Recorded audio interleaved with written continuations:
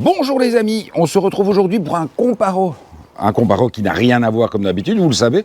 Alors avant d'entendre des rageux, les commentaires, etc., bien entendu ces deux motos n'ont pas grand-chose de commun, mis à part peut-être l'appellation trail.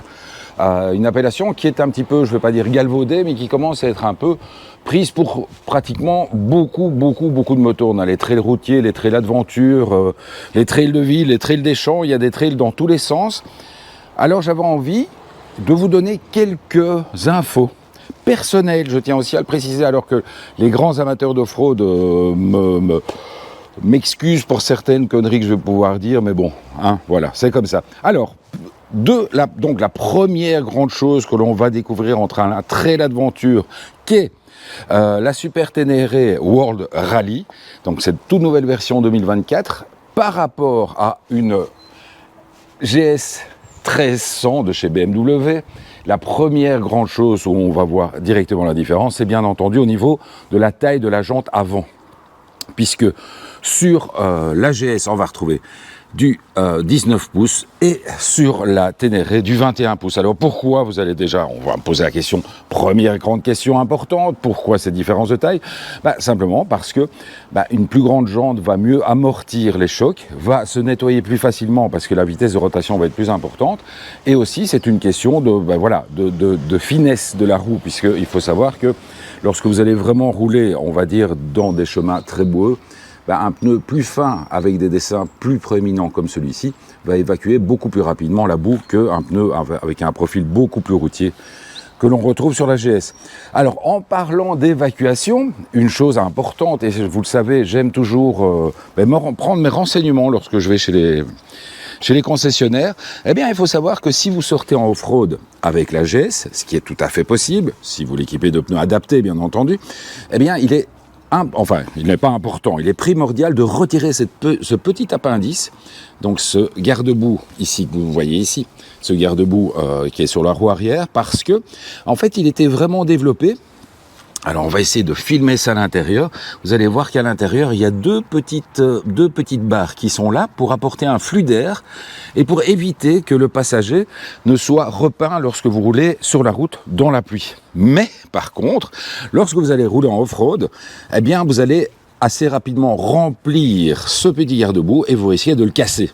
Donc voilà, ça c'est une chose importante. Alors autre chose aussi, et ça on va repasser sur la Ténéré World Rally, ce qui est très important aussi, c'est qu'on voit beaucoup de motos aventurières qui sont non pas affublées, mais on va y mettre des protections, des crash bars, des protections tubulaires sur le bord de la moto.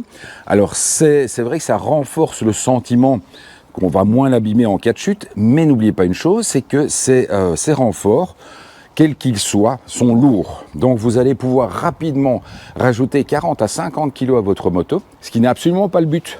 Le but, c'est d'avoir quelque chose de le plus léger possible. Et on le voit sur cette Ténéré World Rally, malgré cet impressionnant réservoir qui vous promet plus de 500 km d'autonomie, en fait, ils ont vraiment développé ici des petits caches en plastique. Donc lorsque votre moto va tomber à basse vitesse, donc c'est effectivement fait pour lorsque vous allez sortir en terrain boueux, eh bien, ou dans le sable ou n'importe quoi, eh bien, en fait, vous allez pouvoir laisser tomber. Si la moto tombe, elle va tomber sur ces petits appendices en plastique qui, eux, vont assez rapidement casser, mais qui ne vont pas vous empêcher de continuer à rouler. Et c'est toujours ça, la grosse chose importante, c'est de ne pas se retrouver bloqué. Évidemment, bien entendu, c'est la grande différence aussi entre ce monocylindre ce bicylindre 700 cm3 de la Ténéré et ce bicylindre 2300 cm3 de la GS. La grande différence, c'est qu'effectivement, la GS est beaucoup plus électronique, il y a plein d'aides, simplement il y a le keyless, des choses comme ça, et c'est certain que si vous tombez en panne avec une GS 1300 en plein désert, à part trouver un concessionnaire BM dans le coin, si vous avez de la chance, vous avez quand même très peu de chances de pouvoir la réparer vous-même. Alors qu'effectivement, la Ténéré, avec beaucoup moins d'électronique, va vous permettre de peut-être, j'ai bien dit peut-être, de pouvoir la faire repartir. Autre chose, évidemment, on va passer de l'autre côté, on va passer au niveau. Donc ici, sur la World Rally, il y a donc le fameux double réservoir. Pourquoi ? C'est un réservoir qui a été développé d'une part pour pouvoir prendre un maximum d'essence, puisque je crois qu'on est au-delà des 30 litres, mais surtout en fait ça a permis de descendre le niveau de gravité de la moto. Alors c'est un peu bizarre à dire comme concept, puisque vous allez descendre le niveau de gravité en rajoutant du poids. Mais en fait, l'idée, c'est évidemment de pouvoir partir sur de longues distances. Il y a toujours la possibilité, il y a un modèle de Ténéré qui est en fait sur la même base, donc avec les suspensions, Kayaba, etc., mais avec un réservoir normal. Ici, on est sur la World Rally avec le gros réservoir. Mais donc, l'idée, c'est de descendre au maximum le liquide, parce que effectivement le liquide, en plus d'être lourd, enfin l'essence en plus d'être lourde, se déplace dans le réservoir. Donc vraiment ils ont travaillé un réservoir où vous allez avoir moins de déplacement du liquide et donc la moto va être plus stable. Par contre, effectivement, alors pourquoi deux trappes à essence ? Simplement parce que le réservoir sur la partie haute est mélangée, c'est-à-dire que l'essence est répartie des deux côtés, mais sur la partie basse, c'est deux réservoirs séparés. Alors, autre chose qu'on va retrouver évidemment sur un trail adventure, c'est bien entendu la hauteur des suspensions. Donc hauteur des suspensions qui vont amener une hauteur de selle assez énorme, puisqu'on est pratiquement à 900 mm, donc ça fait un peu moins d'1 mètre de hauteur de selle. Même pour moi, c'est spectaculaire, c'est-à-dire que même moi qui fais 1m82, je suis à l'arrêt avec le bout des pieds au sol, mais en contrepartie, bien entendu, vous avez une moto qui va pouvoir prendre un maximum, pouvoir vraiment faire des sauts, puisque les battements de suspension sont beaucoup plus importants que sur la GS, et en plus, effectivement, avoir des passages de guet, etc., beaucoup plus facile. Alors, pour tout cela, on trouve bien entendu un vrai sabomoteur, démontable en 3 parties. Il y a, sabomoteur qui existe également sur la GS récente, on est bien d'accord. Donc, on a effectivement un sabomoteur, mais qui s'apparente plus, en fait, à un sabot pour éviter d'abîmer les tubulures de peau lorsque vous tapez quelque chose en bas, qu'à une réelle protection du moteur. Autre chose, on continue. Donc, je vous l'ai dit, clairement, sur la GS, un tableau de bord de fou avec énormément d'électronique, etc. Vous allez pouvoir paramétrer des tas de choses. Et je vous le dis, je continue à bien le dire, la GS est une moto que l'on peut réellement amener en off-road. Sauf que la Ténéré a été vraiment développée pour le off-road. Par exemple, donc là, on va quand même s'allumer comme d'habitude ce petit tableau de bord qui est toujours aussi spectaculaire, un peu compliqué sur la GS, je trouve, non pas au niveau de la... tiens, il faut que je remette de l'essence, mais justement on en parlait. Donc, non pas au niveau de la lisibilité, mais c'est vrai que le gros problème, c'est qu'avec tous les menus, etc., c'est pas toujours évident, parce que ce bouton-là n'est dévolu qu'à une chose. C'est vous qui allez pouvoir le paramétrer, donc ça c'est très bien. Vous allez pouvoir le mettre sur le pare-brise, sur les poignées chauffantes, sur la selle chauffante, etc. Mais une fois qu'il est sur une chose, on ne peut plus le changer par après. Par contre, ici, au niveau de la Ténéré, on est sur quelque chose de beaucoup plus simple. Donc quelque chose qui a beaucoup moins de chances de tomber en panne. Et là, vous avez justement, par exemple, ici, juste au-dessus, c'est quoi ? Ça va vous permettre d'accrocher un lecteur de roadbook ou des trucs comme ça. Ici, sur la World Rally, on a également l'amorto-direction qu'on va retrouver bien entendu également sur la GS, mais ça c'est une dotation d'origine.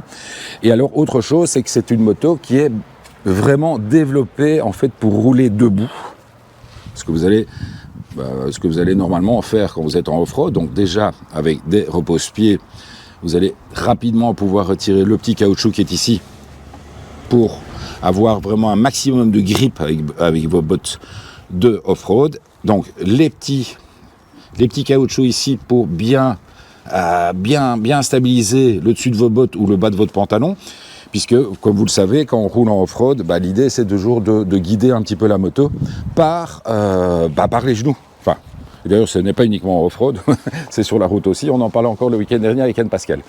Alors, pour terminer, il y a bien entendu la possibilité aussi de rouler debout sur une GS 1300, mais ici on était jusqu'au bout du concept, puisque donc vous l'avez vu au niveau des jambes, et alors il y a un petit rehausseur ici de guidon. Je vais le passer de l'autre côté, hop là, je vais passer par ici. Donc vraiment pour vous permettre de rouler debout, et je l'ai tenté hier soir, vraiment de rouler debout dans les meilleures conditions. Alors, on repasse de l'autre côté. Vous n'avez évidemment pas ce genre de choses sur la GS, puisque là, vous avez un guidon à hauteur normale. Donc, sur la Ténéré, vous allez vous retrouver très rapidement, en fait, avec une position un peu avec les bras en l'air, alors que sur la GS, vous allez avoir une excellente position lorsque vous êtes assis, parce que, voilà, c'est beaucoup plus simple.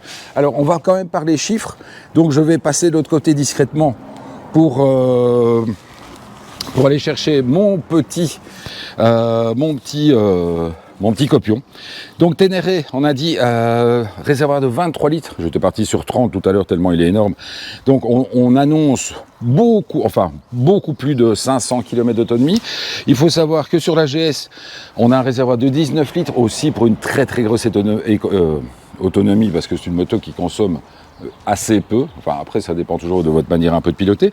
Par exemple, sur la Ténéré, la possibilité d'avoir, on va non pas dire un triple ABS, mais il y a trois manières d'utiliser l'ABS. Donc, l'ABS full, vous allez pouvoir le couper ici juste en dessous. Alors, on va essayer de descendre. Ouais, vous voyez le bouton là-bas juste en dessous. Donc, un ABS sur les deux roues, un ABS sur la roue avant pour pouvoir vous permettre de mettre la moto en glisse, et il y a moyen de couper tout à fait l'ABS. Alors, donc, on a dit, je vous ai dit 890 mm de hauteur de selle. C'est une moto qui, malgré son réservoir de 23 litres, ne pèse que 220 kg. Donc, c'est quand même important. C'est 220 kg tout plein fait. Alors que la GS 1300 en pèse 237.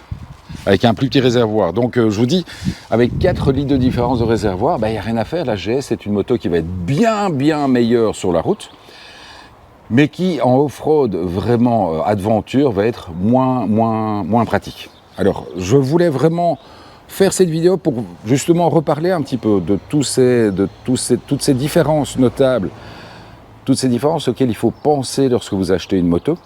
Donc si vous voulez vraiment faire du off-road et que si vous avez vraiment une âme d'aventurier et le bagage technique pour vraiment partir dans les chemins, foncez sur la Ténéré. Maintenant, si vous voulez faire occasionnellement une petite sortie, une toute petite sortie dans les chemins, une GS 1300 reste une excellente affaire. Enfin, non, pas une excellente affaire, ça c'est peut-être un peu exagéré. Une excellente option. Voilà. Allez, j'espère que cette vidéo vous aura plu, et puis on se retrouve très bientôt pour de nouvelles aventures. Ciao les amis. Bye.